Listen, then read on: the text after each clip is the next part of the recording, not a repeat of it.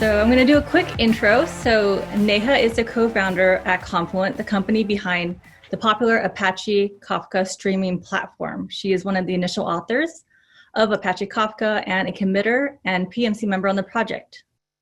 So Neha, why don't you quickly give us am I missing anything in your bio? I think you did a wonderful job of covering it. I'm so excited to be here. First of all, thank you for inviting me into what is my favorite event of the year. Thank you. Thank you. We had such a good time. So our first question for you is, what is the most overlooked obstacle for women when it comes to asking for a promotion?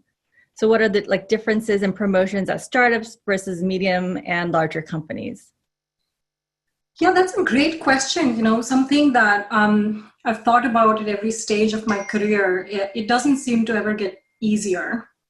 I'm not sure how overlooked this is anymore, but I think that a significant obstacle for women and minorities alike is the fear of being judged negatively for coming across as being too ambitious. When you get ready to, really advocate for yourself. And I think that this fear is actually rooted in some reality as well, in my observation, this obvious bias that normalizes ambition, advocating for yourself for men, typically white men, and while expecting minorities and women to wait for their turn or the right time. The other obstacle is that men tend to be assessed more on their future potential, while women are assessed more on their past experience, as has been shared by so many women leaders. And so it really isn't easy to ask for promotions or advocate for yourself when you know that there are so many factors working against you. And so I just wanted to sort of share my own experience and say that it is okay to feel, a little bit out of place. It is okay to feel all this fear because you're not imagining it. Some of it actually does exist in varying proportions in different cultures. I think the trick is figuring out how to ask for it regardless, right? And so what I wanted to share is what has worked for me, other than, being okay as being viewed as ambitious, is actually to navigate the communication around it carefully, right? Ultimately, you have to have a productive conversation and actually a series of conversations to make, the change happen. So I typically just write down what I want to say ahead of time in the best possible, when I have the best possible clarity.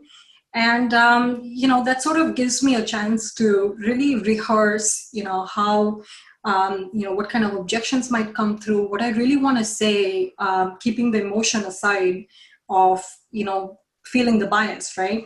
Because there is very little opportunity or very little sort of appetite to hear that out. And I also make it okay for myself. I think this is probably the most important thing that I had to train myself to do, is to actually be okay to hear a no a couple times before it finally gets to a yes. And so just know that a no should follow with clear, actionable feedback that allows you to make progress.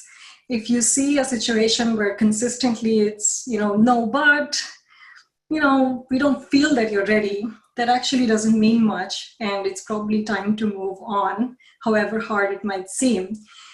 The other thing to say is, most people, including myself, we didn't really know how to negotiate, right? Like what's the science and the art behind negotiation? So something practical that I wanted to share here, a book that really helped me learn about the secret of negotiation is called Never Split the Difference: Negotiating as if your life depends on it. It's written by an FBI negotiator. And I find, that it has a lot of practical advice on how to navigate this situation and many others. And I hope that everyone else finds it helpful as well. The other question you ask, I think, is a little different, where differences in promotions in startups versus mid-sized companies versus large companies. I think it's very important to sort of realize the battlefield that you're walking into, right? Startups are really chaotic. Startups don't really have a process around, much of anything really, and career growth is is just one part of that puzzle. It's not that, people, whether they're managers or executives or founders, they're not interested in it. It's just, it's a matter of survival versus not, and you really focus on something else. And so I think sort of knowing that the reason for not being able to have a structured conversation around this is not so much your own performance. It's just that it's a startup and it's going to be a little bit harder to bring it up. And the secret in startups to grow, as I've always shared, is to just sort of take ownership of what needs to be fixed. And that's the secret to growth. As the startup grows and, it goes through its own sort of teenage years, as I think some of the hypergrowth companies are, including Confluent, there is actually a process, and there's actually plenty of opportunity to have those conversations. It's not perfect like the large companies, but I think there's plenty of opportunity. I think the secret there, or the obstacle, just is that it's not evenly applied across the organization, however much you might like it. And so you might find yourself in pockets of the organization where it's just not ready for the new process that has been instituted, because the company is growing so quickly that no matter how well you tried, it's not, every policy is not evenly applied. So there's another sort of chance to kind of, give sort of the benefit of doubt to your leaders, your managers, your teammates, and yourself, to actually, go at it a couple of times and have a positive conversation. And like I said, if at any point in time there's a repeated lack of clarity, I think maybe it's a time to sort of reconsider whether it's the right time in your career to be in that kind of environment. Larger companies, much more stable, a lot of process.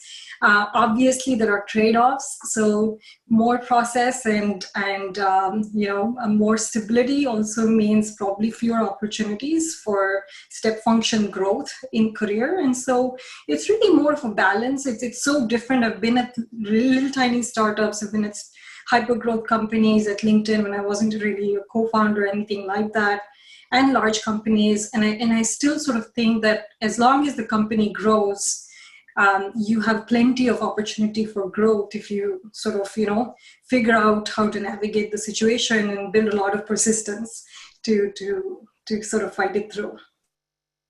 Absolutely. I agree that it's a matter of asking and asking again and getting no, but then asking, what do I have to do to get to that next level, and then being persistent and then coming back with, well, I've done these things, let's talk about this again. It's one of the Girl Geek dinners that Sugrutha and I hosted with a woman who everyone respected, was a director of engineering. And she gave this great example of every job promotion I've been given, it wasn't given. I had to ask for it and show up with my list of the things I've done and ask for it and ask for it. So you have to be your biggest advocate. So definitely thank you for sharing. Always ask for it. Absolutely. So we get a lot of questions from the Girl Geek community about technical interviewing. So I wanted to ask, if you have a story that you could share that would resonate with our community that finds technical interviewing extremely challenging or daunting to think about. Yeah, I want to start by sharing that earlier in my career, when I had to, get into this technical interviewing process, it was extremely daunting. It felt like the hardest thing to do, despite knowing how to code and knowing, how to do the job. So I usually, what I did is what I usually do when I'm presented with daunting experiences that I, want to navigate anyway, is I over-prepared. I sort of signed up for lead code, and back then that was the thing, and just sort of went ahead and practiced and went ahead and sort of, over-prepared. And, unfortunately, that's what I had to do. And so what I want to share here is that, what I also did is kind of give myself power in the situation. I changed my perspective from feeling like a victim of an obviously, unideal situation to taking control of it by just realizing that how you're made to feel in a technical interviewing process is really a reflection of the team and the company culture you're going to sign up for. And ultimately, hiring is a two-way decision. I remember picking LinkedIn over another social networking site and another file-sharing company simply based on the quality of my interview experience. And it worked out. And so kind of realizing that it's your choice too, it actually just oddly gave me a lot of comfort. I do think that having been on both sides of the table, there are many things that need to change about technical interviewing. So that's another thing to realize is it's really not perfect, and it's not you. It's a collective effort that we all have to work towards. First, it's, there are many things that we were able to institute at Confluent that I think really worked. I think the first is just realizing and making a decision that it shouldn't be an adversarial experience. It should feel like a collective brainstorming exercise that you want to do with a future colleague, right? And so interviewers need to adopt a friendlier stance. You need to communicate with empathy. You need to challenge the candidate and vice versa respectfully. The other thing we did was to institute a take-home exercise, which is literally the first step in the interview process, because that gives you the best possible window into thinking, into understanding how a candidate works, as we all do. There's no one watching over our shoulders when we're writing code. So it's kind of silly for that to be your whole entire experience. The other thing that this sort of take home does is it kind of allows you to prepare for the unique on-site interview that candidate needs, because we all need to prepare. It's not just the candidate that needs to prepare. We need to prepare as interviewers to come in and actually understand their perspective and creativity.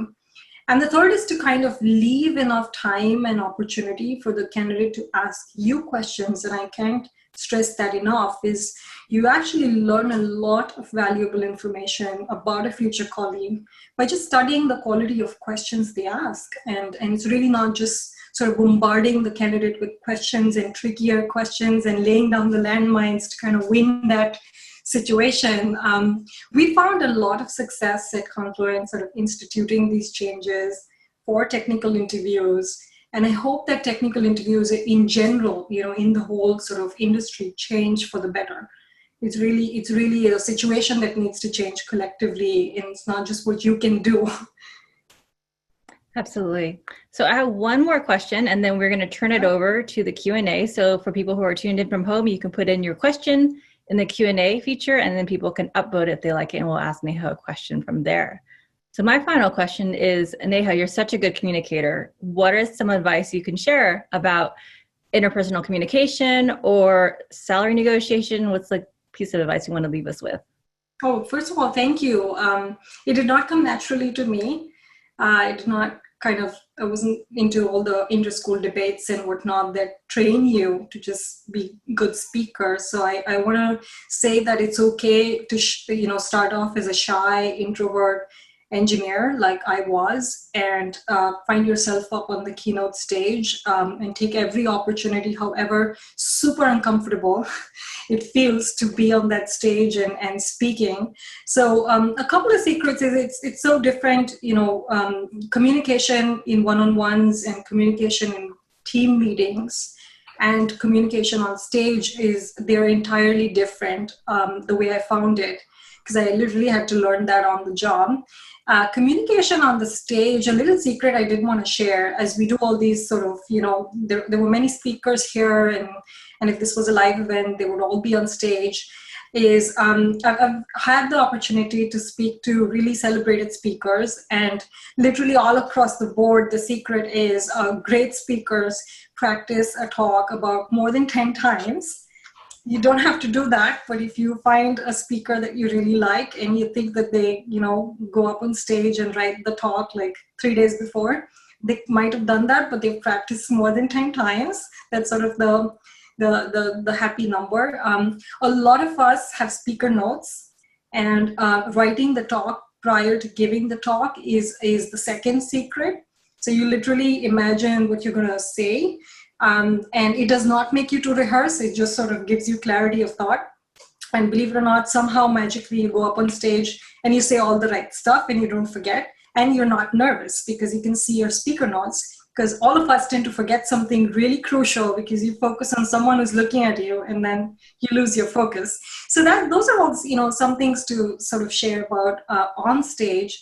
About negotiation, other than what I shared, which is I tend to sort of resort to writing to get clarity of thought. I carry those notes with you. I'm not shy to look at my notes, and studying how to sort of communicate. Another book, and I feel bad about just recommending books, but this is definitely widely sort of accepted, this particular book called Crucial Conversations. That is just amazing in terms of sort of having both hard conversations as well as, high stakes conversations at work. And it's specifically written for at work situations. And I just think that, there's a lot of value I found. I don't think I'm great at applying all the different, techniques used in the book, but I think it's super valuable. And a lot of executive and personal coaches do recommend that book.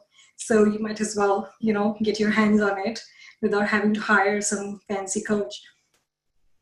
Great. That's an excellent recommendation to have notes, to use them, and to read that book. So we have a question. I think we have time for one question before we finish and go to networking.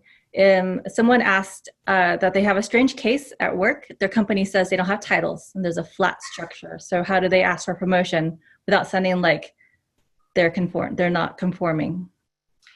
Yeah, I mean, this is something, that's somewhat of an emerging, culture, especially in engineering. And there are pros and cons of this culture.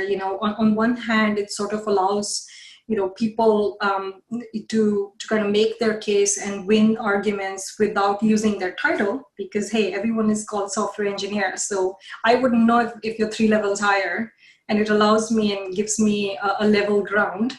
But at the same time, it's kind of hard to see yourself really grow, right? Really, what does growth even mean? And so sometimes, as companies grow and mature, what they actually end up with is they have internal levels. So the expectation of every level, and a level really means growth and opportunity and responsibility, right? And that really is the way to look at growth. It does not satisfy the ego, but you are so capable that when you go and look for your new job, you are ready for a much bigger job. And that's always the safest way to navigate your career, right? Is just to just be so ready. So I think, if there isn't, there aren't levels established in a company, despite what the titles say, I think it's very important to advocate for that. And I found a lot of value, because when you're put in that situation where you're thinking about levels, you have to think about what are the expectations. Why would I sort of say, hey, I don't think you're quite ready for that staff engineer level 5 promotion. It doesn't sort of allow for those, unsaid things to happen. And so I kind of feel like that is probably like a, healthy balance between no titles and career growth. Having said all that, no matter what the, culture is in your company, I think it's very important to ask for specifics. Like, really good leaders would carve out a roadmap, for you to get to the next level. And if you don't have that, it's going to be much harder. And like I said before, it's something for you to think about on how long you want to continue in that sort of an environment, if this was really something you find value in. And there's no judgment. Some people ask for promotions, so that's okay. You're ambitious and you want to push yourself, and you're going to learn fast. Thank you, Neha. That was all really helpful advice and great book recommendations. I'm sure everyone's writing it down and putting it in Amazon so they can get it shipped so they can read it. So thank you. That's great.